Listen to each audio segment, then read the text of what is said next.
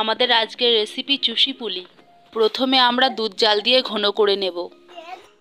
জল গরম করে পরিমাণ মতো লবণ দিয়ে চালের গুঁড়ো মেখে নিতে হবে। নারকেলের ছাই তৈরি করার জন্য খেজুরের পাটালি কড়াইতে জাল দিয়ে নারকেল কোড়া ঢেলে দেব। ছেঁই তৈরি হয়ে গেলে একটি পাত্রে নামিয়ে নেব। মেখে রাখা চালের গুঁড়ো কিছুটা লেচি করে নারকেলের ছাই ভরে বিটের কালার দিয়ে ডিজাইন করে নেব।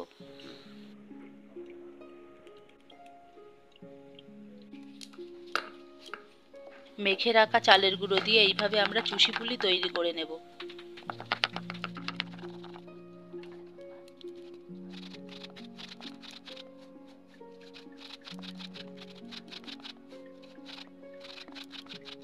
এবার দুধের মধ্যে যাওয়ার জন্য আমাদের চুষি পুলি রেডি।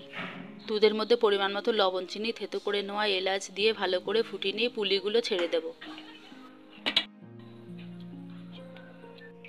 ফুটে একটু ঘন হয়ে আসলে আমাদের চুষি পুলি রেডি।